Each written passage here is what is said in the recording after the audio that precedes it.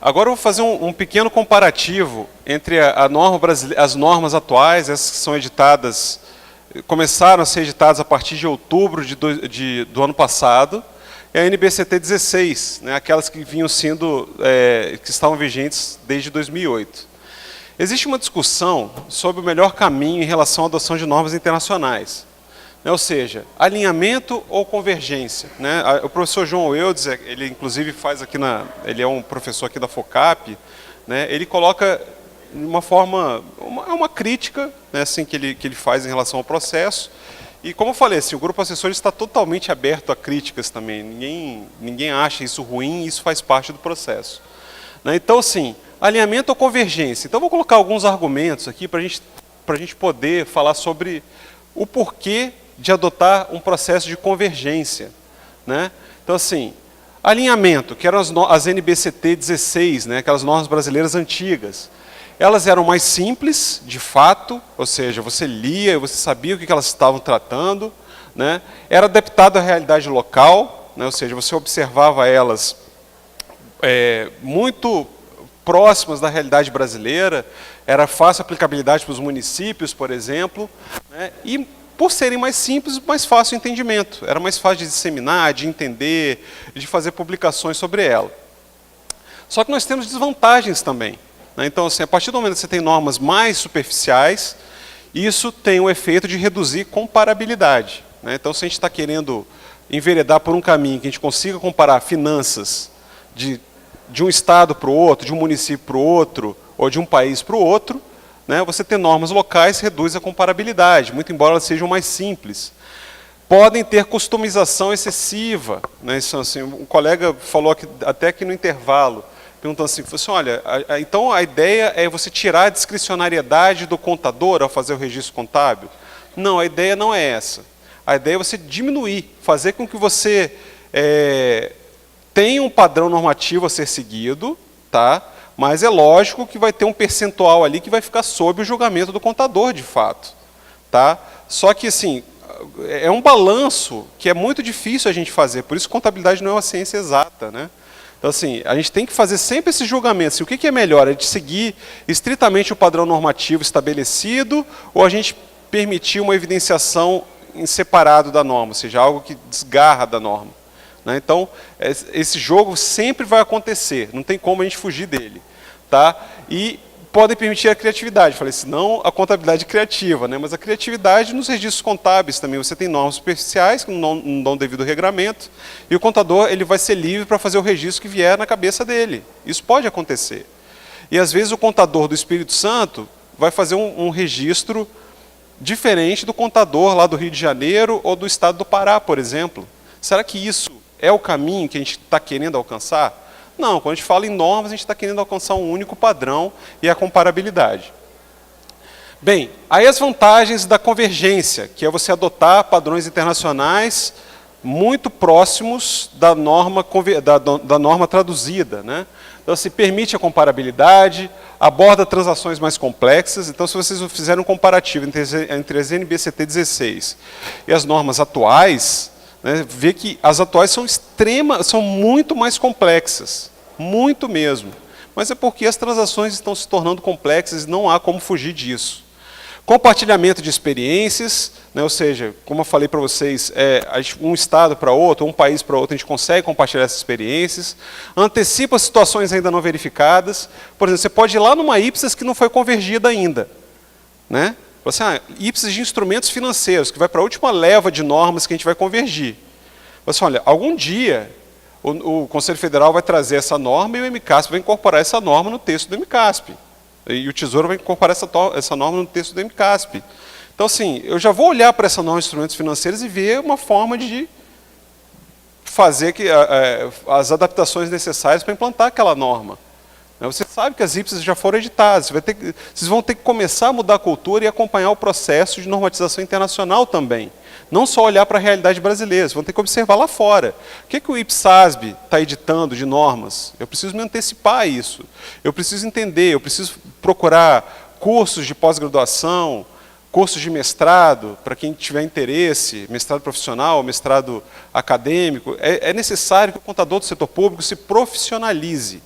Porque se isso não acontecer, outros profissionais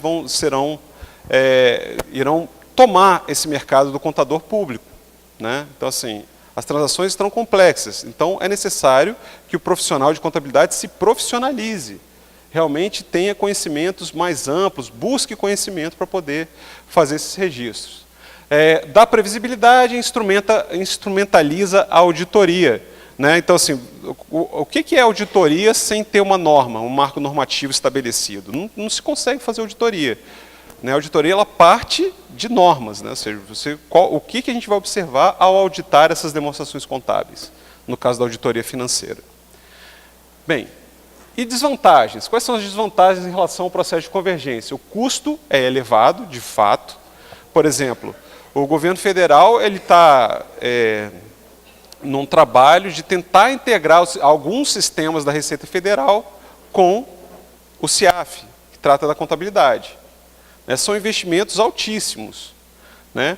Mas muitos estudos internacionais veem que esse custo de implantação, que os benefícios trazidos, eles superam em muito o custo, né, de implantação. É lógico que não é algo fácil de mensurar também, né? Então, assim, muitos artigos internacionais eles tratam de uma estimativa, né, de quase um chute em alguns casos, mas sabe-se que você tem uma contabilidade bem estruturada, né? Os países do mundo que estão muito melhores em termos fiscais, em termos de política fiscal, são os que têm normas internacionais ou padrões contábeis bem desenvolvidos, né? Então, onde a contabilidade está bem desenvolvida, você consegue ter finanças públicas bem desenvolvidas. A complexidade dessas normas é uma barreira, de fato, mas, como eu falei, é uma barreira que não tem como tapar o sol com a peneira. O contador tem que se profissionalizar, tem que entender essas normas, tem que estudar. A gente vai ter que sair da zona do conforto, tá? E exige preparo profissional elevado, como eu falei para vocês. Bem, por que mudar as NBCT 16? Foram um importantíssimo marco na contabilidade, mas tinham que evoluir por conta das transações complexas. Ainda tinha alguma contaminação por viés orçamentário. Então, são normas que eram para trazer somente elementos patrimoniais. As normas brasileiras do CFC, elas lidam com contabilidade patrimonial. É o resgate do patrimônio público segundo a contabilidade.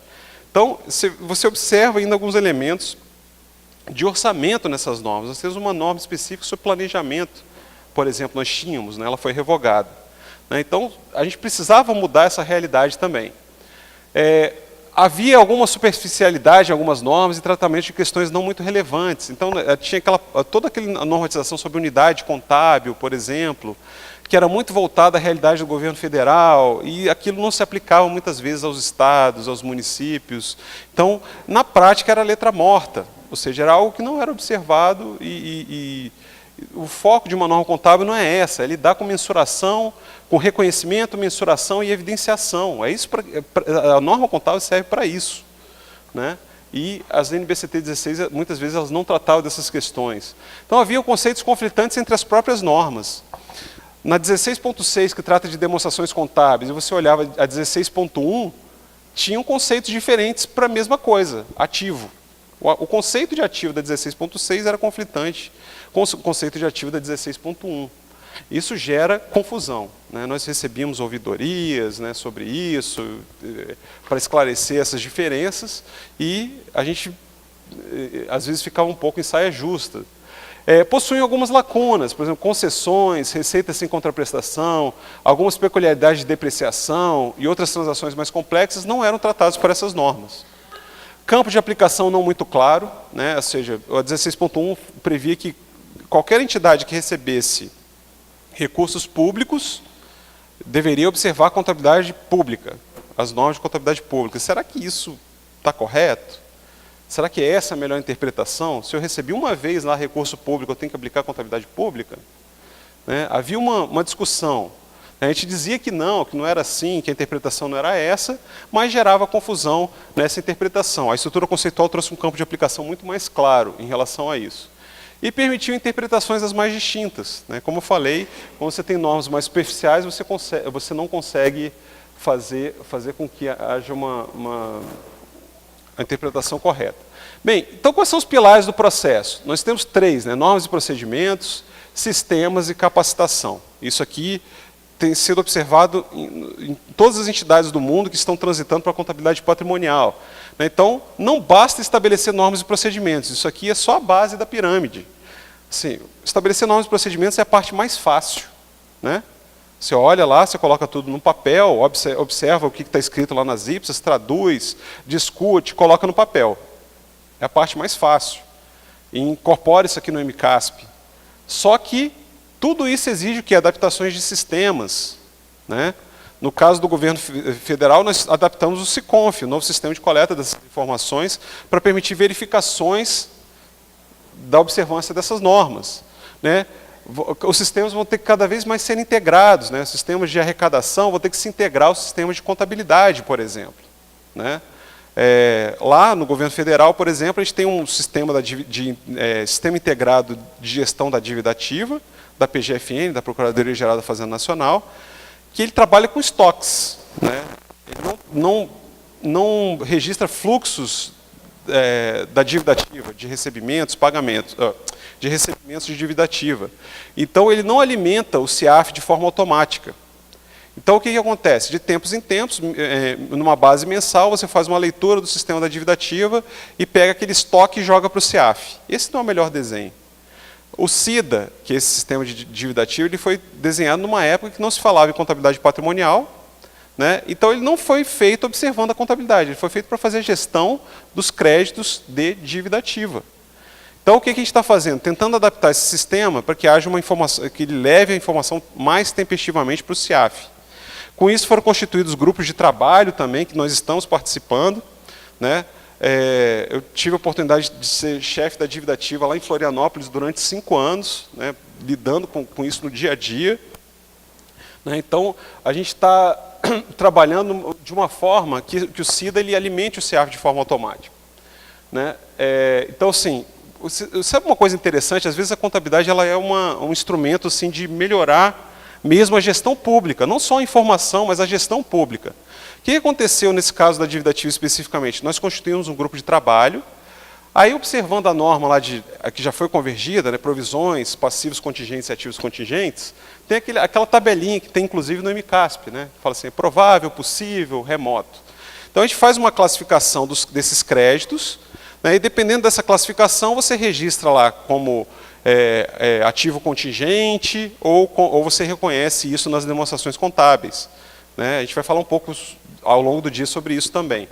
Então, qual foi a forma que a gente escolheu? Vamos fazer um rating, uma classificação, assim como é feito um rating para as instituições financeiras fazem um rating da gente quando a gente vai pegar algum financiamento, nós fizemos um rating da dívida ativa, levando em consideração cada CNPJ e CPF e levando em consideração o crédito, a possibilidade de recebimento ou não daquele crédito.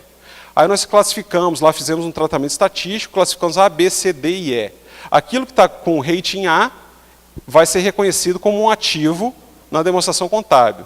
Rating B para baixo, né? Rating B, C e D, se eu não me engano, assim, tem que ver como é que está na versão final da portaria, rating B, C e D iria para provisões, e a D iria para ativo contingente, ou seja, algo que vai fora, provisões não, ativo contingente. Você se classifica como reconhece em balanço ou você classifica como ativo contingente.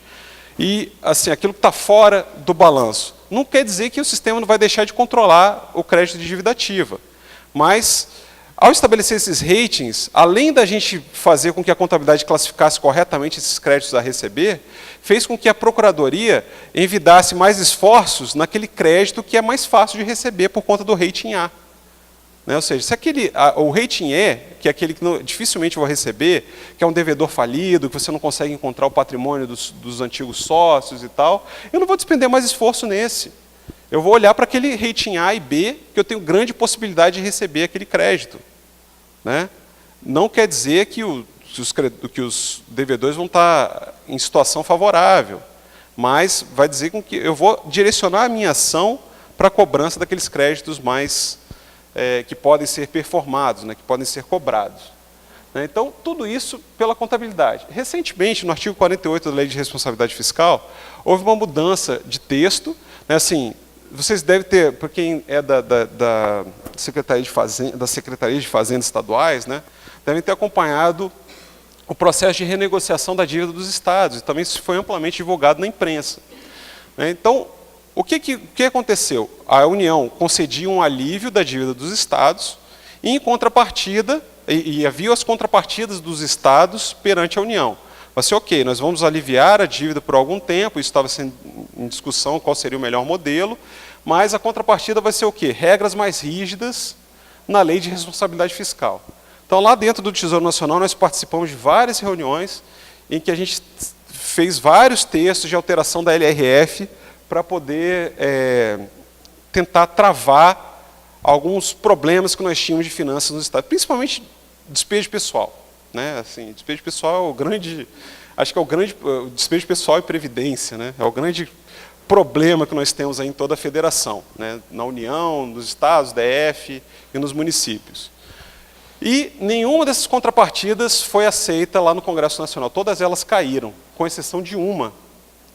Uma única contrapartida foi dada, e eu diria a principal delas, que foi a transparência. Então, lá no parágrafo 2º, fala assim, a União, os estados, o DF e os municípios disponibilizarão suas informações e dados contábeis, orçamentários e fiscais conforme periodicidade mensal, formato, matriz de saldos contábeis e sistema SICONF estabelecidos pelo órgão central de contabilidade da União, os quais deverão ser divulgados em meio eletrônico de amplo acesso público. Então, o que é isso? O que na prática aconteceu? Assim, olha, nas discussões da lei de responsabilidade fiscal, a gente falava assim, olha, não adianta a gente alterar a lei, colocar 50 novos artigos na lei de responsabilidade fiscal, porque vão achar um jeito de tentar sair, achar alguma brechinha para sair da lei de responsabilidade fiscal. Para tentar... isso é natural, gente. A pessoa está ali no dia a dia, ela precisa fazer a máquina funcionar, ela precisa ter recursos para fazer a máquina funcionar, e às vezes ela vai buscar recursos e vai tentar, de todas as formas, resolver a situação. Né? Então, o que aconteceu? Ao dar transparência, você permite que a sociedade exerça o controle social. Você faz com que a academia faça estudos, os analistas, nós temos a Fundação Getúlio Vargas. Não sei se vocês viram, durante essa semana saiu um estudo interessantíssimo da Firjan sobre dados sobre sustentabilidade fiscal dos municípios brasileiros, em que pinta o mapa assim, de uma forma, mostra quais são a situação mais crítica. É muito interessante aquele estudo. Todos eles foram com base nos dados do SICONF. Qualquer estudo que vocês virem sobre realidade dos entes subnacionais, só tem uma única base, que é o SICONF, e o antigo SISTN. Né? Então, é a única base de dados federativos. Então, quando vocês olham o portal Meu Município, né, daquela Fundação Brava, esses estudos da Firjan, né, no caso do Rio de Janeiro, tem uma experiência muito interessante, que é o MP em Mapas, e eles agregaram informações de finanças públicas dos municípios do Rio de Janeiro, por exemplo. Todos eles utilizam uma única base de dados, que é o SICONF. Então, você, ao dar transparência e permitir que a sociedade acesse essas informações, você está dando elementos para que saiam esses alertas na imprensa, faz com que os tribunais de contas se atentem para o que está acontecendo, para eventuais desvios nas finanças públicas, e eles têm um papel efetivo de fazer essas verificações e corrigir esses desvios. Né? E a sociedade em geral, ao sair na imprensa, isso constrange também o gestor. Então, a gente consegue, de fato, seguir num caminho correto de boa gestão das finanças públicas. Então, essa foi a única alteração dessas contrapartidas, né, que foi aprovada lá na lei de alteração na Lei de Responsabilidade Fiscal. A portaria do Tesouro Nacional, que é o órgão central de contabilidade da União, é a Secretaria do Tesouro Nacional. Veja que aqui não cabe ao Conselho de Gestão Fiscal, por exemplo. Aqui é o órgão central de contabilidade da União mesmo. É a STN que vai estabelecer esse formato, periodicidade e sistema. E essa portaria ela deve estar saindo nas próximas semanas. Nós já elaboramos a minuta dela, está em discussão interna, e ela deve sair em breve. Tá? Ela vai ser observada, no caso, a gente está num trabalho também de padronização dentro do governo federal, isso é importante frisar também. Acho que um dos grandes problemas de vocês é prestar contas para saúde, educação, STN, tribunais de contas, não é isso? Cada um exigindo um tipo de informação diferente.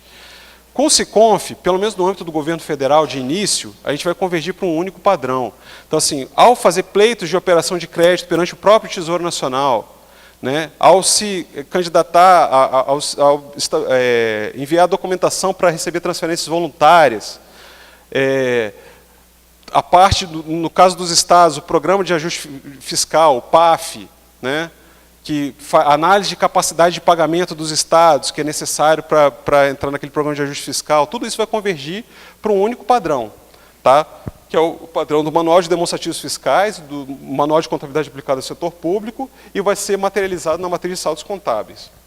E a tendência é que saúde e educação comecem, não quer dizer que CIOP e CIOP serão descontinuados, porque eles coletam outras informações, mas aquilo que se tratar de informação orçamentária, contábil e fiscal, você vai precisar fazer uma única prestação de contas para o governo federal que vai ser utilizado por todos esses sistemas.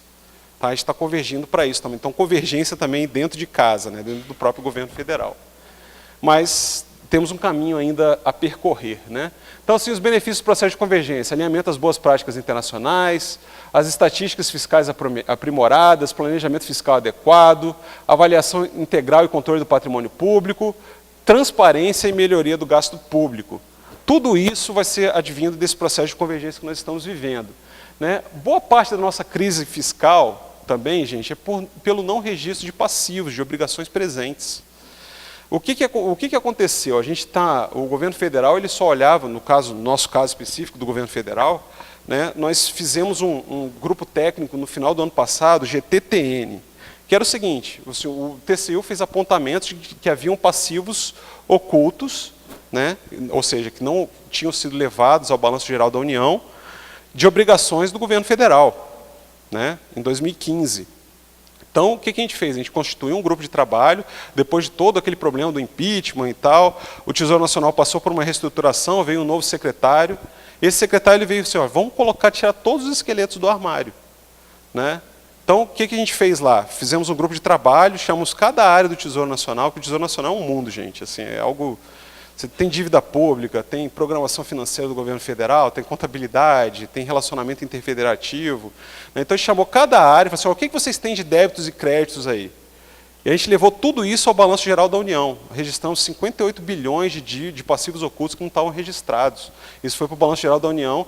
Inclusive, na análise das contas pelo TCU, a contabilidade foi elogiada. Falei assim: olha, realmente houve uma grande evolução em relação à contabilidade. Vocês conseguiram registrar muitas das coisas que não estavam registradas anteriormente, né? Então, assim, boa parte dessa crise fiscal é porque nós olhávamos só para o desembolso em cada exercício financeiro, aquilo que era alocado pelo orçamento para pagar juros e encargos. E a gente perdia de vista qual era a nossa obrigação presente, o quanto que a gente comprometeu de gerações futuras com aquele passivo. O governante pega um financiamento hoje, ele fala assim: olha, eu vou pegar o financiamento hoje porque meu mandato é de 4 anos, e se eu for reeleito eu vou ter mais 4 anos, 8 anos aí, e eu peguei um financiamento aqui de 30, 40 anos. No caso do governo federal, tem financiamentos da década de 80, 90, que vão ser liquidados em 2032, 2044. São obrigações presentes, segundo a contabilidade, que não eram registradas. A gente precisa registrar para saber assim: olha, o quanto que eu ainda posso me endividar daqui para frente? Será que eu não cheguei num padrão máximo de endividamento? Aí a contabilidade tem um papel importantíssimo nisso, né? Ou seja, é a contabilidade que vai reconhecer aquela obrigação, a obrigação presente, né? E ela vai fazer com que o gestor tome a decisão adequada, né? E também mostre para a sociedade que há um endividamento excessivo, né? E que o gestor precisa passar pelo crivo da sociedade também, né? Então, assim, não posso mais... Então, boa parte dessa crise fiscal, todos esses ajustes que estão sendo feitos pelo governo atualmente, é por conta também de algo que foi constituído há décadas e décadas atrás e que está estourando agora também. Uma grande bolha, né, que foi se formando, porque nós tínhamos a visão míope do orçamento, só o desembolso orçamentário para cada exercício financeiro. Bem, essa foi a primeira parte. A gente vai entrar agora na estrutura conceitual propriamente dita. Então, alguns dos conceitos eu vou passar um pouco mais breve, porque a gente já falou nessa apresentação inicial, mas a ideia é pegar esses aspectos introdutórios gerais e características qualitativas e evidenciação. São os 4 primeiros capítulos. A estrutura conceitual é dividida em 8 capítulos. Os 4 primeiros eles são muito, vamos dizer assim, de definir o que é setor público, necessidade de usuários, campos de aplicação, eles são mais gerais, né? Então a gente vai passar por esse, aí no período da tarde a gente vai ver algo um pouco mais voltado para a prática. A gente não vai sair de teoria contábil, porque a estrutura conceitual é para tratar de teoria contábil, mas a gente vai ver alguns exemplos de aplicação prática dessas teorias que são apresentadas pela estrutura conceitual. Bem, então isso aqui a gente já falou sobre o processo de convergência, né, sobre o desenho atual, quais são as entidades responsáveis. Nós falamos sobre as sucessivas edições do Manual de Contabilidade, que a 7ª edição, válida para 2017 e 2018, incorporou a estrutura conceitual e mais 5 normas, que são essas que nós vamos ver nesse evento hoje, amanhã e depois. Tá? Então, a estrutura conceitual foi uma das primeiras normas incorporadas pelo MCASP 7ª edição. Bem, ainda eu fiz um breve histórico sobre a ótica do IPSAS-BIFAC, só que eu não falei um pouco sobre o quanto que foi de discussão para se chegar nesse documento final.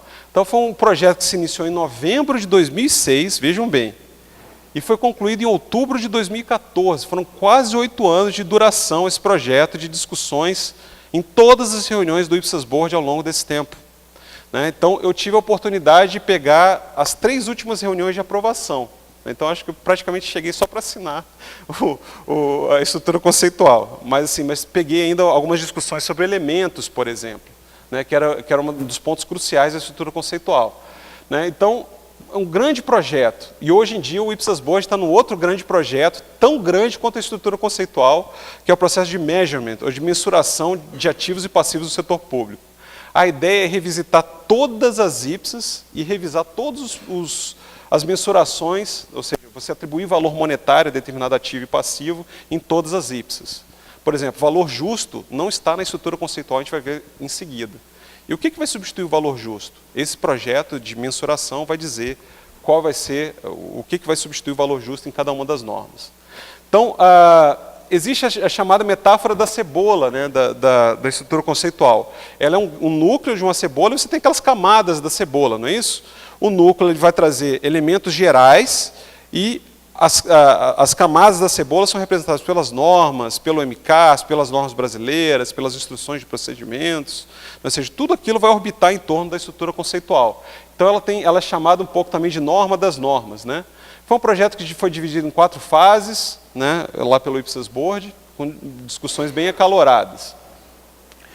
Bem, primeiro ponto. Acho que um ponto importante que merece um destaque aqui da gente. Revogação da Resolução 750 de 93 do Conselho Federal de Contabilidade.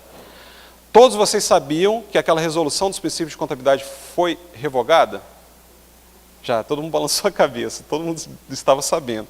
Isso teve uma repercussão grande na época. E quando saiu, houve uma discussão muito forte, assim, críticas também, né? Que faz parte do processo. Então, vou tentar advogar pela revogação da Resolução 750. Né? Então, fazendo um histórico aqui, tá? Em 1993 foi publicada a Resolução 750, que tratava de princípios fundamentais de contabilidade. Naquela época, eram princípios fundamentais de contabilidade. Em 2008, começou o processo de convergência no setor público do Brasil. Né? Então, assim, o CFC ele fez meio que uma estrutura conceitual da época, né, que é a Resolução 1111 de 2008, né, interpretou os princípios fundamentais de contabilidade sob a perspectiva do setor público e editou as primeiras NBCT 16, 16.1 a 16.10, depois saiu a 16.11, que é de custos um pouco mais para frente. Em 2010, houve uma primeira revisão do processo. Falou assim, olha, o Brasil está com uma estabilidade monetária já há algum tempo, faz sentido a gente falar de princípio da atualização monetária? Né, o CFC fez essa autocrítica. Será que a gente precisa discutir isso ainda? Estabelecer isso como um princípio de contabilidade, um princípio fundamental de contabilidade? Aí houve a decisão pela exclusão do princípio da atualização monetária. Aí muita gente pensou assim, poxa, então se você excluiu um princípio, é porque aqueles princípios não eram tão fundamentais assim. Né? Então, o princípio fundamental é algo que presume-se que seja imutável, não é isso? Então, deixou de ser fundamental. Então, vamos, assim, realmente, não é, vamos chamar de princípios de contabilidade e não mais princípios fundamentais de contabilidade. Então, houve essa revisão. Em 2011, houve a aprovação da NBC-TG, estrutura conceitual, não é TSP, que é do setor público. A G é de caráter geral, muito aplicável às entidades do setor privado, que depois se tornou o CPC 00, foi convergido lá como CPC 00. Então, elaboração e divulgação de relatório contábil e financeiro de propósito geral, né, pelas entidades do setor privado. Nessa época, em 2011, foi a primeira vez que falou assim, olha, essa norma revoga a resolução sobre os princípios de contabilidade, já que ela traz lá representação fidedigna. Será que representação fidedigna conflita com o princípio de contabilidade da prudência, por exemplo? Por que eu tenho que registrar o menor patrimônio líquido possível se a minha preocupação é registrar fidedignamente o fenômeno, mesmo que ele gere um maior ou um menor patrimônio líquido? Então havia uma discussão. Assim, olha, então será que essa NBC-TG revogou a resolução 750? Aí o Conselho Federal de Contabilidade se reuniu, fizeram vários estudos, isso envolveu vários expoentes de contabilidade, professor Eliseu Martins, professor Sérgio Diudícibus, a USP, né, em peso e tal, todo mundo discutiu. Assim, olha, vamos revogar a resolução 750. Houve um desenho em relação a isso, mas a decisão foi, não podemos revogar a resolução 750, porque o setor público, todo o arcabouço normativo do setor público, né, está em cima da resolução 750. A gente não pode fazer isso, senão a gente está meio que revogando as NBCT 16.1 a 10 e a resolução 1111 de 2008. Então, não vamos revogar. E veja bem, o que eu estou falando aqui, gente, é revogação, eu não estou falando em revogação dos princípios de contabilidade. Eu estou falando em revogação da resolução que trata de princípios de contabilidade. A resolução é uma interpretação do CFC sobre os princípios de contabilidade. Os princípios eles continuam existindo. Tá? E em 2016 saiu a revogação de fato com a NBCT-SP estrutura conceitual. Então, por isso muita gente questionou assim, como uma norma do setor público revoga uma resolução que valia inclusive para o setor privado? Porque ela é o setor público que sustentava ainda a resolução 750, no entendimento do CFC. Né? Então, houve essa revogação. Bem, o que é importante a gente ver em todo esse processo? Os princípios, eles estão voltados, é algo inerente à ciência contábil, gente. Os princípios, assim, é como se dissesse para o médico, você fala assim, olha, o médico, você vai fazer uma cirurgia do coração em determinado paciente, você tem que anestesiar ele, viu? Colocar isso numa norma, ó, tem que anestesiar, senão o cara vai sentir dor. Precisa dizer isso para o médico? Será que ele não sabe que aquela determinada cirurgia tem que ser por anestesia? Isso não é inerente à profissão, é algo que está intrínseco a ele ali, que não tem como ele se desgarrar disso. A gente olha os princípios de contabilidade, entidade. Né? Assim, o patrimônio da entidade não pode se confundir com o patrimônio dos sócios. É algo inerente, você tem um arcabouço ali daquela entidade, você não pode misturar os patrimônios com o do sócio. Inclusive, o próprio Código Civil, o Código Civil, ele trata daquela descaracterização da pessoa jurídica, quando você precisa executar o patrimônio dos sócios. Então, a própria lei brasileira ela já estabelece essa diferenciação do patrimônio dos sócios da entidade. Né? É um princípio que a gente tem, que a gente não pode esquecer dele, ele é extremamente importante, só que não precisa estar dentro de uma resolução para a gente saber que ele existe. Procura na doutrina, o que a doutrina traz isso. Resgata os livros do Hendrickson, ou do próprio Sérgio Diudícibus, que trata sobre isso. Né? Que mais? Estrutura conceitual, ela veio também, as estruturas conceituais, tanto do IASB, que é do setor privado, quanto do setor público, do IPSASB, elas vieram no espírito de fazer com que a contabilidade seja mais próxima do usuário. A contabilidade recebia críticas, porque nós contadores, nós fixávamos tanto no nosso mundinho ali, de débitos e créditos, partidas dobradas e princípios de contabilidade, e a gente esquecia assim, o que o usuário quer ver na contabilidade? A gente esquecia isso. Será que o usuário quer ver realmente a situação que dá um menor patrimônio líquido para ele, segundo o princípio da prudência? Ou ele quer ver a informação correta? Porque, de repente, o usuário é um investidor, ele quer que o patrimônio líquido seja o mais alto possível para ele receber dividendo. E será que essa situação do patrimônio líquido maior não seria a correta? Vai distribuir mais dividendo, vai reduzir um pouco o patrimônio da empresa na distribuição, mas será que não é o correto? Não é a representação fidedigna do fenômeno, é o que realmente aconteceu? Né? Então a gente precisava passar por essas críticas à contabilidade. Então, assim, isso aqui é bem teoria contábil, tá, gente? Assim, mas é importante a gente falar sobre isso. Então, os postulados, princípios e convenções, né, então a gente falava aqui na Resolução 750 somente em princípios, né? Mas nós temos chamados postulados ambientais, que é a entidade de continuidade, por exemplo, que em alguns expoentes da literatura internacional colocam isso aqui acima, os postulados eles estão acima dos princípios. E aqui no Brasil não foi adotado esse modelo, colocou-se tudo como princípio de contabilidade. Então, eles estão voltados na contabilidade como ciência, e a estrutura conceitual está voltada para a expectativa dos usuários, que é, para a contabilidade ganhar espaço, hoje em dia, a gente precisava olhar mais para os usuários, o que ele quer ver de informação, qual a informação útil para a tomada de decisão. Então, não há concorrência entre a contabilidade como ciência e voltado para a expectativa dos usuários, que é trazido pela estrutura conceitual. Uma não invalida a outra. Então, os princípios de contabilidade continuam existindo, só que vocês precisam ampliar, assim, não se fechar à interpretação do CFC sobre princípios. Busque na literatura, entendeu? Busque no dia a dia da profissão o que os princípios de contabilidade podem trazer para vocês de maneira mais que ajude na interpretação dos fatos contábeis. Então, isso aqui eu vou passar. Bem, o que é estrutura conceitual? Aí a gente está entrando já na parte de panorama geral. Então, assim, a estrutura conceitual ela vem para estabelecer conceitos base para a elaboração das demonstrações contábeis e outros demonstrativos. Então, ela trouxe um conceito novo chamado RCPG, ou Relatório Contábil de Propósito Geral, ou GPFR na literatura internacional. Então, o que é isso? Ele vai além de demonstrações contábeis e notas explicativas. Tudo aquilo que é gerado pela informação contábil, né, você pode chamar de RCPG. RCPG é como se fosse algo que você coloca no mural ou num site da internet, para qualquer pessoa que queira acessar aquela informação, ela vai poder acessar, ou seja, você disponibiliza aquilo para o público em geral. Então, por isso que é propósito geral. E relatório contábil, ou seja, originado da informação gerada pela contabilidade. Então, assim, ela traz princípios gerais para esses relatórios contábeis de propósito geral, né? E estabelece conceitos base para a elaboração de normas. Ou seja, conceito de ativo, passivo, patrimônio líquido, receita e despesa, tudo isso vai ser trazido para a estrutura conceitual e vai ser observado pelas demais normas na aplicação delas. Características, generalidade, né, assim, ela nunca vai estabelecer a forma de mensurar, por exemplo, passivos atuariais. Ela não vai estabelecer isso para você. Ela vai dar elementos para que o contador analise o que ela traz de parâmetros para o contador realizar o registro. Então, a discricionariedade do contador vai estar aqui. Eu vou falar um pouco sobre isso para vocês. Questão do julgamento profissional.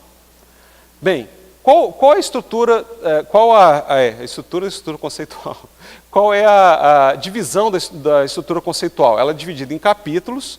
Você tem os 4 primeiros capítulos, que a gente vai tratar ainda agora no período da manhã, que trata de função, autoridade e alcance, objetivos de usuários, características qualitativas de entidade. Aqui a gente entra em técnica contábil. Veja que aqui a gente não está falando de RCPG, nesses 3 capítulos. A gente está falando de demonstrações contábeis. Então, assim, elementos, reconhecimento e mensuração nas demonstrações contábeis, que é um tipo de RCPG, um tipo de relatório contábil de propósito geral, e depois a apresentação de informação, aí sim, volta para os RCPGs. E, por fim, as disposições finais. Então, o que é um RCPG? Exemplos. As demonstrações contábeis e notas explicativas, lá, conforme a MCASP, por exemplo, são RCPGs. Tá? Então, assim, notas explicativas, elas integram as demonstrações contábeis e são também relatórios contábeis de propósito geral. Outro ponto, demonstrativos fiscais, aquele do manual de demonstrativos fiscais, são relatórios contábeis de propósito geral? Nós podemos dizer que estamos em transição. Tá? Assim, não são atualmente, mas estão migrando para serem relatórios contábeis de propósito geral. Né? Por quê? Eles são feitos com base no... A gente vai explorar um pouco mais para frente, mas eles são feitos com base em informação contábil. Você precisa da contabilidade para gerar esses demonstrativos. Né?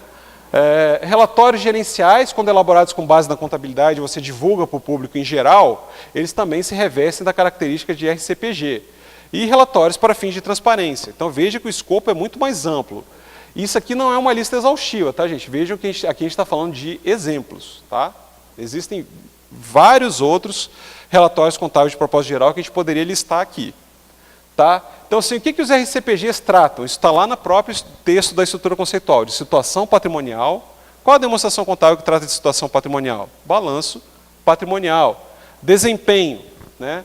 A palavra desempenho de uma empresa, qual o desempenho de uma empresa? Lucro. Né? Ou seja, quanto que ela está conseguindo de lucro e dividir e gerar dividendos para os seus investidores. No setor público, a palavra desempenho muda um pouco de figura, mas ela é apurada, no nosso caso, pela demonstração das variações patrimoniais. E fluxos de caixa, são as demonstrações de fluxo de caixa, que isso vale tanto para o setor privado quanto para o setor público. São exemplos de RCPG. Então, assim, mesmo quando você faz um outro relatório contábil que não aborda necessariamente essas três questões aqui, você precisa, não pode perder de vista a necessidade de evidenciar desempenho, situação patrimonial e fluxos de caixa. Né? Então, objetivos e usuários, aqui a gente volta para o CPC 00, tá? Aqui a gente não está falando de setor público, né? Mas do setor privado. Então, quais são os principais usuários, segundo a estrutura conceitual do IASB, que se transformou no CPC 00? Então, investidores e credores são os usuários primários do setor privado. Né? Os investidores querem retorno esperado dos investimentos, ou seja, se ele investiu naquela empresa, ele quer ter dividendos de volta, não é isso? E os credores estão interessados no retorno esperado do principal e dos juros. Pergunto a vocês, essa lógica se aplica ao setor público? Os principais usuários seriam investidores e credores? Não, né? Nós temos diversos outros usuários que a gente vai explorar em seguida. Né? Então, isto se aplica às entidades do setor público, vocês já responderam que não. Eu vi aí várias manifestações aí de vocês. Então, quem são os usuários dos relatórios contábeis de propósito geral? Né? Então, aqui está ruim de enxergar, né? Mas informação útil para provedores de recursos. Quem são os provedores? Aqui a gente não está falando de investidores que integralizam capital. Né? Nós temos aquela teoria do professor Valmor Slonsky, lá da USP, que fala que nós integralizamos capital ao pagarmos tributos. Mas é uma teoria dele, especificamente, que foi construída com algumas bases científicas. Né? Mas aqui na estrutura conceitual do IPSAS, assim, os provedores de recursos é a população em geral, ou seja, a gente paga tributos. Né? O setor público tem uma característica diferente das demais entidades, porque eles têm a prerrogativa de exigir que vocês paguem tributos. O setor público pode imprimir dinheiro, né? A gente não tem impressora de dinheiro em casa para poder liquidar as nossas dívidas. Tudo bem, tem as consequências macroeconômicas de inflação e por aí vai, mas o setor público, grosso modo, pode imprimir dinheiro. Né? Então, usuários dos serviços públicos. Né? Então, nós todos somos usuários, né? Independentemente da gente também, muitas vezes nós somos isentos, nós não pagamos alguns impostos, mas nós somos usuários dos serviços públicos e nós precisamos nos preocupar com a sustentabilidade desses serviços. Né? E você tem lá a sociedade em geral também como usuário dos relatórios contábeis de propósito geral. Outra questão, prestação de contas e responsabilização, o accountability. Né? Então, controles interno, externo e social. Então, o gestor público está gerindo um recurso que não é dele. Então, para isso que existe controle interno, para isso que existem os tribunais de contas, né? E para isso que existem as entidades que fazem análises e colocam na imprensa estudos, expondo mesmo os gestores, porque o recurso não é deles. Então, a gente precisa fornecer transparência. Né? E, ao fornecer transparência, a gente tem que estar sujeito à responsabilização. Né? E a tomada de decisão. Veja que prestação de contas e responsabilização e tomada de decisão também. Né? No setor privado, está muito focado nisso aqui, tomada de decisão, correto? Você faz uma demonstração contábil para que o investidor tome... O investidor não, né? No caso aqui é o agente, né? O cara que vai estar dentro da empresa tomando decisão. Ele vai tomar a decisão com base na informação contábil. Né? Só que no setor público, a tomada de decisão é um dos elementos, a outra é prestação de contas e responsabilização. Né? Então, sob o ponto de vista operacional, ou seja, qual a sustentabilidade dos serviços públicos que eu presto? Eu vou conseguir prestá-los no futuro, dada a minha condição financeira atual? Né? E financeiro, ou seja, capacidade de autofinanciamento. O quanto que esse serviço é sustentável? O quanto que eu posso fazer com as respectivas tarifas, por exemplo, sem aumentar a carga tributária? Né? Tudo isso a gente consegue dar essa tomada de decisão para os gestores. Aqui explorar um pouco o relacionamento dos relatórios contábeis de propósito geral com os demonstrativos fiscais, que é o REL e IRGF, no relatório resumido da execução orçamentária, relatório de gestão fiscal, por exemplo.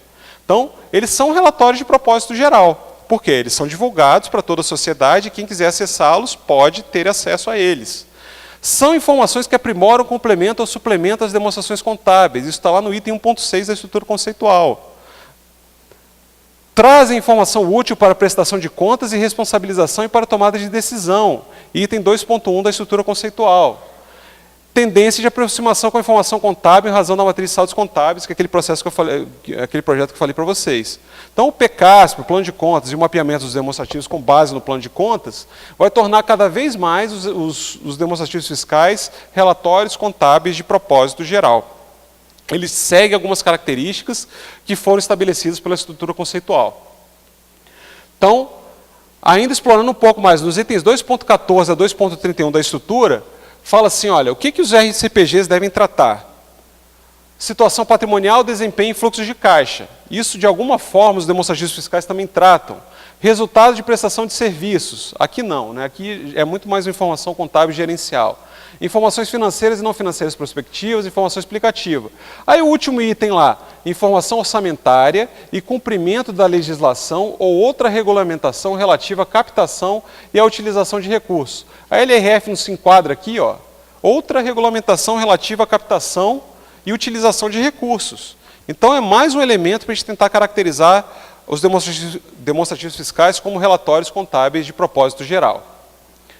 Bem, aí aqui tem um texto grande, vocês me perdoam, esse material também vai ser disponibilizado para vocês. A ideia é destacar também que lá no item 2.21 fala que aquela questão da aderência da entidade à legislação ou outra regulamentação acerca da captação e utilização de recursos. Então fala que, assim, grosso modo, que a informação que você gera no setor público ela é importante para a tomada de decisão, mas também para a prestação de contas e responsabilização. E os demonstrativos fiscais também se enquadram nessa característica. Tá? Bem, aí tem uma parte polêmica. Lá no item 1.1 fala o seguinte, que os relatórios contábeis de propósito geral devem ser elaborados com base no regime de competência. E a gente sabe que os demonstrativos fiscais, o REL e o RGF, eles são baseados em informação orçamentária, que segue outra lógica, né? Não é informação patrimonial. Mas é por isso que não alcança os demonstrativos fiscais no momento atual. Mas a tendência, gente, é que, é lógico que isso vai levar um bom tempo e cada vez mais a gente precisa também discutir a forma de fazer isso. Mas a tendência é que haja uma convergência também. Isso é observado em outros países. Inicialmente você faz um orçamento por caixa e estrutura a contabilidade patrimonial por regime de competência.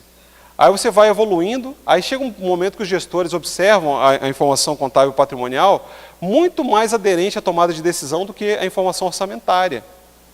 Aí você começa a migrar o orçamento também para a competência. Mas isso é um processo extremamente longo, leva décadas, tá? Mas há uma tendência de que os demonstrativos fiscais estejam cada vez mais próximos do conceito de relatórios contábeis de propósito geral. Bem, outro ponto dos capítulos 1 a 4 da estrutura conceitual. Lá no prefácio, estabelece, lembra que eu falei que a estrutura conceitual veio para definir o que é setor público também? Então, ela coloca quais são as características principais do setor público. A primeira delas, você tem transações sem contraprestação que você não tem nas empresas. Se a empresa recebe uma receita, ela dá em contrapartida um bem ou serviço para o usuário daquele serviço ou daquele bem daquela mercadoria, por exemplo, que ela vendeu. No setor público, nós temos sem contraprestação, ou seja, você paga imposto porque a lei fala que você tem que pagar imposto. Isso não existe na empresa, né? Ela não tem essa prerrogativa. Então, as transações sem contraprestação, elas orientam também as decisões no setor público. Ou seja, então, as demonstrações contábeis no setor público, elas têm a característica de dizer para o gestor também quando que ele vai aumentar ou diminuir a carga tributária. É para subsidiar esse tipo de decisão também. Estatísticas de finanças públicas têm objetivos distintos da contabilidade, né? Mas, sempre que possível, as estatísticas de finanças públicas têm que ser compatibilizadas com a informação contábil. É o caso de aproximação dos demonstrativos fiscais, por exemplo, com as demonstrações contábeis, em algum momento tem que ocorrer. Orçamento público. Nas empresas, normalmente, você não contabiliza em partidas dobradas, por exemplo, o orçamento. Aqui no Brasil, especificamente, nós fazemos isso. A contabilidade orçamentária, inclusive, ela tem um peso importantíssimo, né? Muitas das decisões dos gestores são moldadas na informação orçamentária. Então, ela é a base de definição da tributação do gasto público e a contabilidade aplicada ao setor público deve levar em consideração a informação orçamentária sem interferir na contabilidade patrimonial. É sempre importante a gente frisar isso, gente. A gente precisa separar os dois mundos, como a gente já vem falando há algum tempo, desde 2008. Tá? E muitas das vezes, o registro de contabilidade patrimonial ele é contaminado para aquilo que é melhor para o gestor, né, em termos de geração de recursos, o orçamento público. O orçamento público ainda interfere e muito na contabilidade patrimonial. Né? Nós vimos isso em casos recentes, como depósitos judiciais, cessão de direitos creditórios. Ou seja, chega um momento que você olha para a contabilidade orçamentária, você está, de que forma que a contabilidade patrimonial pode refletir isso que nós definimos de tratamento contábil adequado sob o ponto de vista orçamentário. Isso não é o melhor mundo, a gente precisa separar cada vez mais esses dois mundos. Tá? A contabilidade patrimonial ela tem outra característica. Então, tem influência importante, só que a gente tem que reduzir essas influências. Natureza de longevidade das entidades. Né? Então, você tem algumas entidades do setor público que, por mais que estejam apresentando insolvência em uma situação fiscal grave, isso colocado pelas demonstrações contábeis, elas não vão deixar de existir, diferentemente de uma empresa. Uma empresa com patrimônio líquido negativo, como eu já falei para vocês, é indício de insolvência, de descontinuidade. No setor público não tem como ser raciocinado dessa forma. Determinado estado vai continuar existindo, mesmo que a situação seja gravíssima sob o ponto de vista fiscal. Sob o ponto de vista fiscal. Nós temos exemplos claros aí na Federação Brasileira. É só olhar as notícias de jornais. Então, assim, aí... Por que acontece isso? Assim, em última instância, existe uma entidade do setor público que vai ser ajudada por entes controladores ou entes que estejam numa posição mais favorável, em última instância. Foi o caso, por exemplo, recentemente a União deu um alívio da dívida dos estados por entender que a situação era gravíssima para todos os estados brasileiros. Né? Acho que o Espírito Santo está até muito bem, né? em termos fiscais. Né? Então, é isso. Aí tem uma outra natureza dos ativos e passivos. Né? Isso aqui é importante dizer também. Os ativos e passivos no setor privado são todos são todos reconhecidos para poder gerar lucro, né? Gerar retorno para os investidores e credores. No setor público muda de figura. Né? Então, assim, você está orientado a serviços e não a geração de fluxo de caixa. Né? Você não mantém ativos e passivos para gerar caixa para você. Você mantém ativos e passivos, você tem que prestar serviços públicos. Um exemplo claro é transporte, por exemplo, metrô. Né? Um metrô, se fosse criada uma empresa estatal dependente lá prestando serviço de metrô e aplicasse uma tarifa que fosse para cobrir os custos de funcionamento do metrô, a tarifa ia custar R$30. Ou seja, ninguém ia pegar o transporte. Ia ser, não teria como você manter esse serviço. Né? Só que é um serviço essencial. Então, o setor público ele mantém como uma empresa estatal dependente, ou seja, que recebe recursos orçamentários, para poder manter aquele serviço funcionando. Porque ele é essencial para a população. Né? Não é porque ele está querendo lucro na operação do metrô, o lucro com as tarifas auferidas, né? Diferente de uma companhia aérea, por exemplo, que ela tá observando o lucro, ela vai estabelecer o seu grau ali o valor das passagens de acordo com as decisões dela para maximizar o lucro dela. E nós temos algumas peculiaridades também no setor público, por exemplo, mercado limitado para alguns ativos, né? Ou seja, você tem determinados ativos que eles não vão ser negociados em mercado. Você tem ativos militares, por exemplo, né? Você tem ativos de infraestrutura, você tem patrimônio cultural, benefícios sociais, né? Benefícios sociais, aquelas que agora o Ipsos Board está discutindo um projeto chamado despesas sem contraprestação, que é o caso dos benefícios sociais, por exemplo. né, que você concede um auxílio à população sem receber qualquer serviço em troca. Você faz aquilo ali por ser uma atividade essencial. Isso não ocorre na empresa. Né? A empresa não vai fazer doações assim, à torta e à direito, sem qualquer interesse na imagem da empresa ou na geração de fluxo de caixa.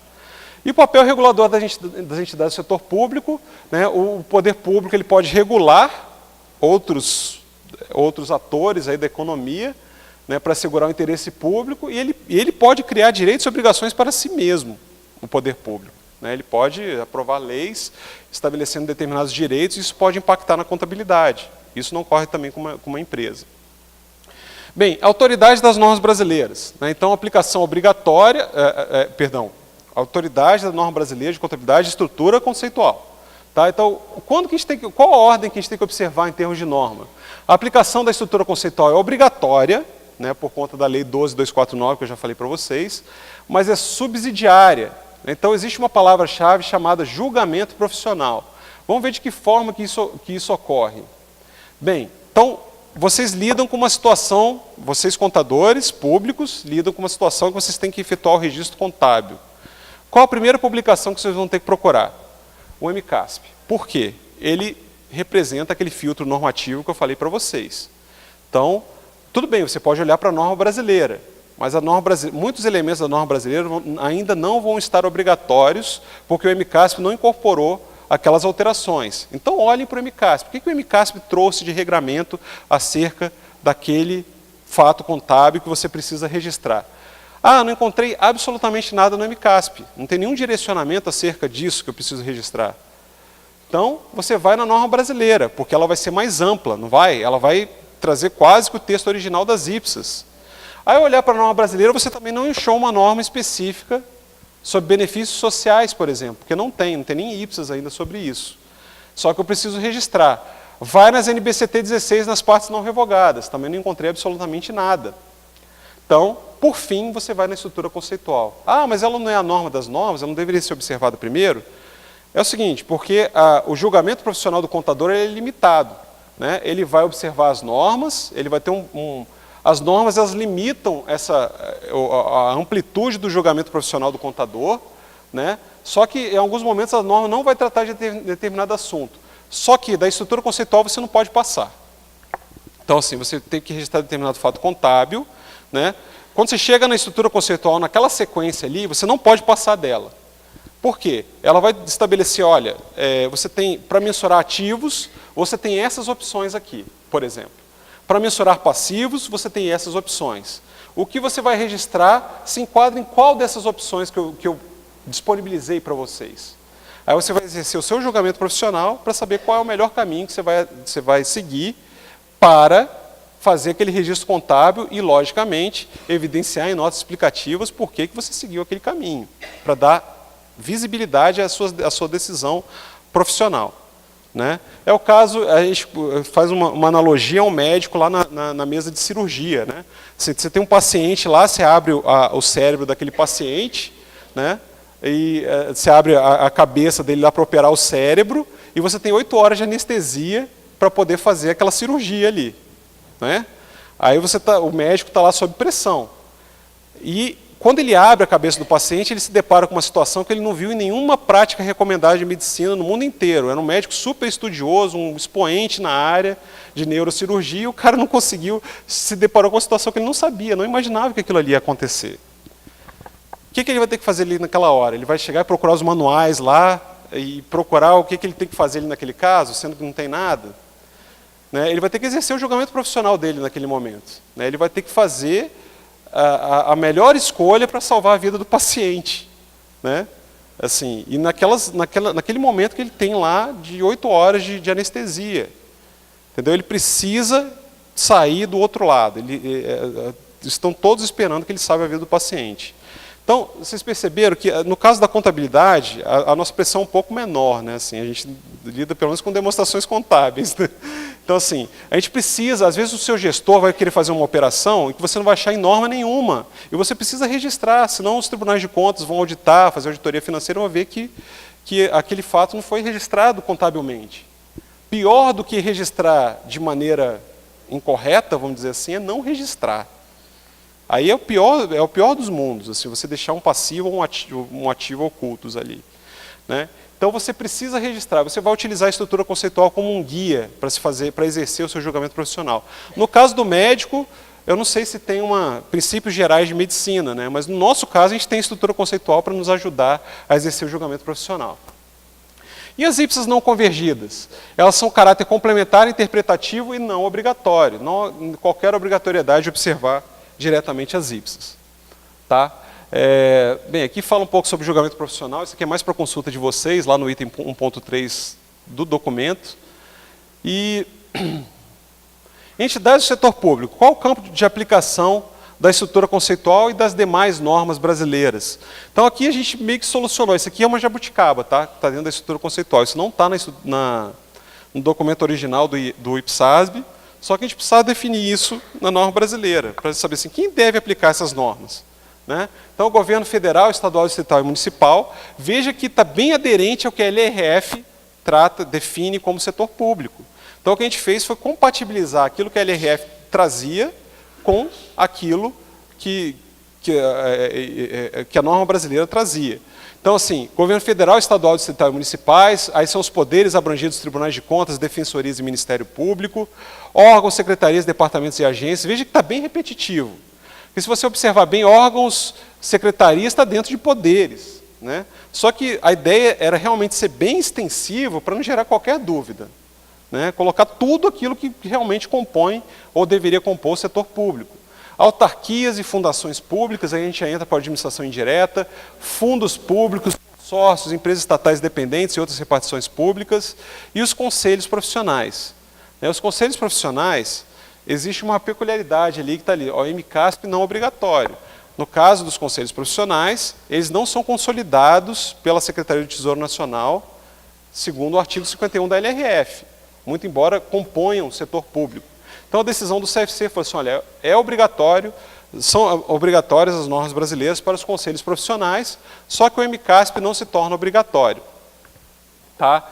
Aí fora do escopo, em princípio, tá? Observância facultativa ou por força de órgão regulador ou fiscalizador. Nós temos as empresas estatais independentes, né?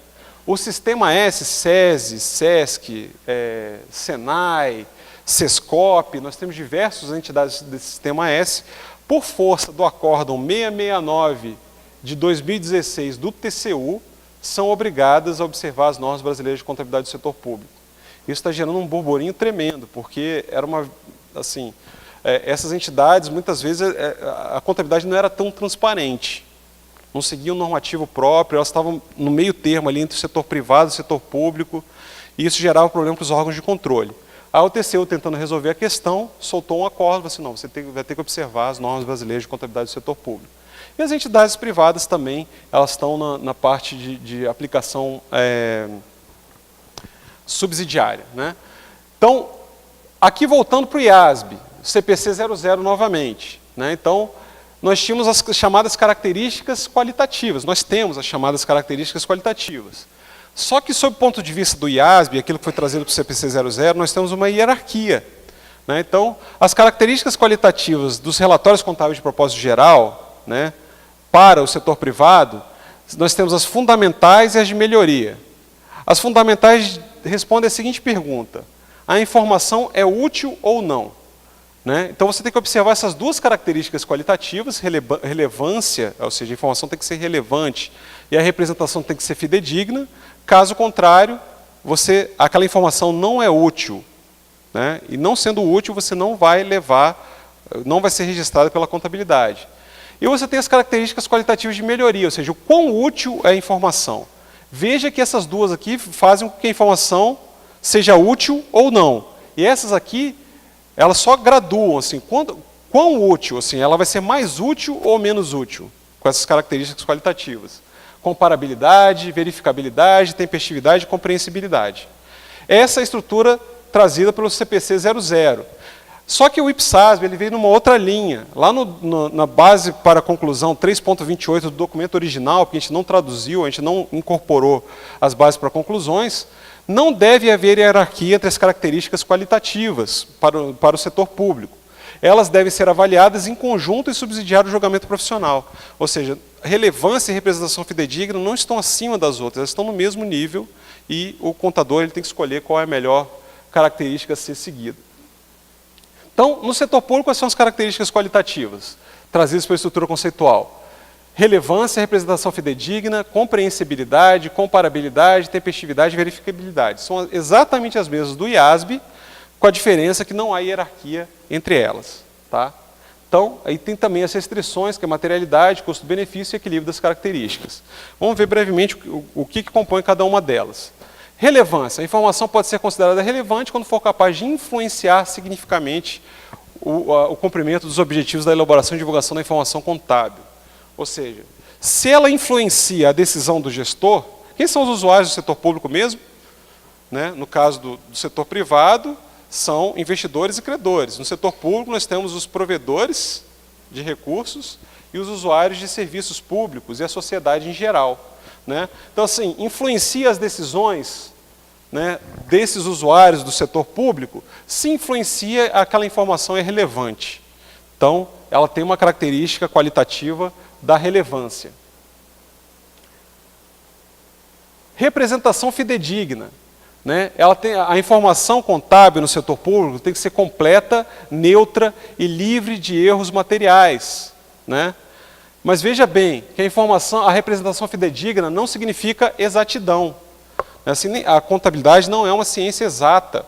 Né? Ao registrar determinado fato contábil, você não pode achar que aquele registro vai ser exato.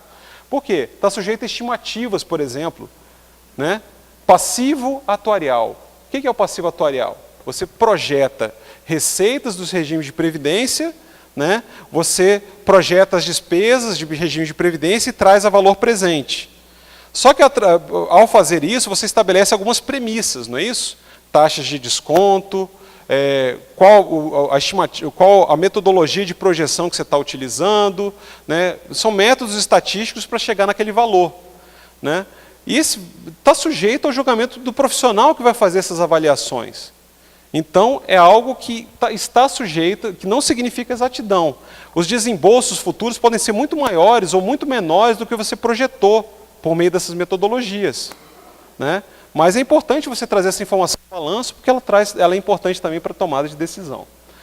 Compreensibilidade. Né? A informação contábil tem que ser compreensível. Né? Assim, nós, contadores, nós temos uma mania também de sempre falar o contabilês, né? A gente fala um monte de código, PCASP, DECASP, PIPCP, não sei o que, a gente adora esse tipo de coisa, DFC, BP, BO. Né? Aí, assim, os demais gestores, eles não gostam disso. Aí, no Tesouro Nacional, quando a gente começa a falar muito em sigla, a gente sempre leva uma chamada. Você não para de falar desse negócio e diz o que eu não estou entendendo nada do que vocês estão falando. Né? Então, a gente precisa estar mais próximo deles.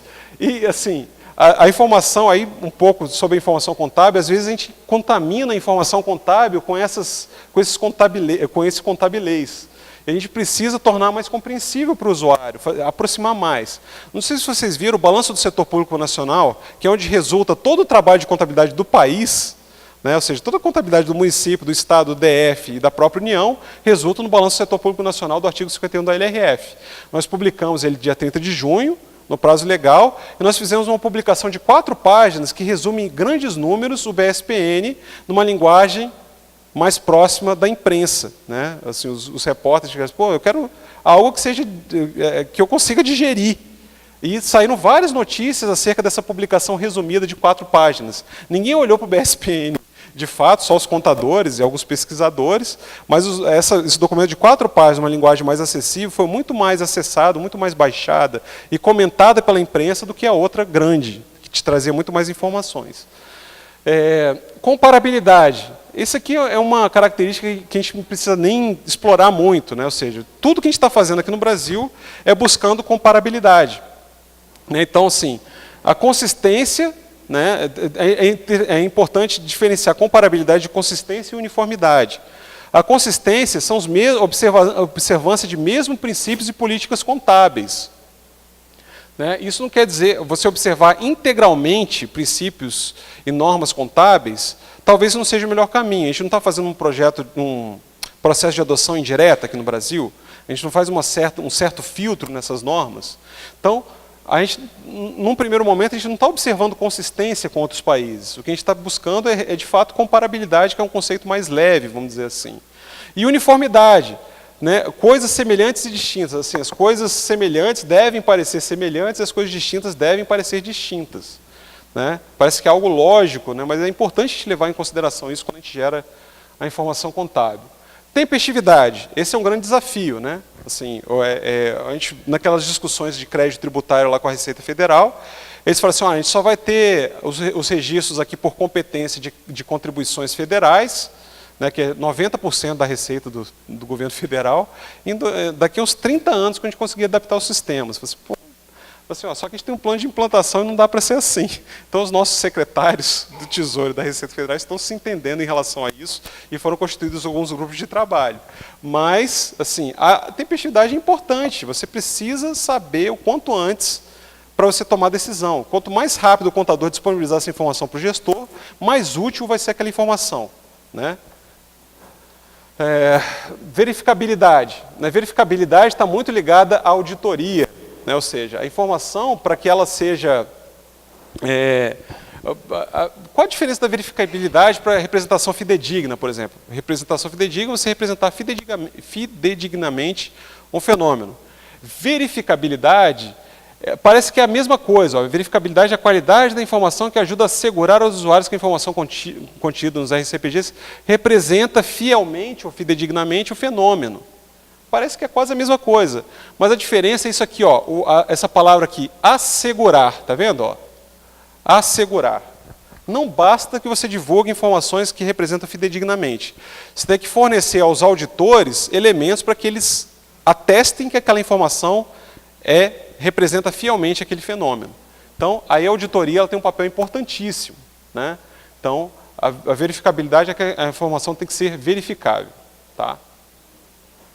E as restrições, materialidade, custo-benefício e equilíbrio entre características qualitativas. A materialidade, nós já vimos, existe uma diferenciação entre materialidade e relevância. Né? Materialidade, ela diz muito mais muito mais relacionado ao montante, né? Ao valor monetário, ao impacto na decisão dos usuários. O custo-benefício, a informação ela nunca pode exceder o custo de produzi-la. Às vezes é tão caro você gerar uma informação para colocar em balanço, que talvez seja melhor não informá-la. É o caso, por exemplo, que a gente está discutindo agora de patrimônio cultural. Até que ponto o patrimônio cultural traria uma informação útil para a decisão, sendo que teria um custo muito grande associado a isso. Né? E equilíbrio entre as características qualitativas, ou seja, a gente precisa, ao observar para que todas aquelas características que nós vimos ali, a gente tem que fazer sempre um balanceamento entre todas elas.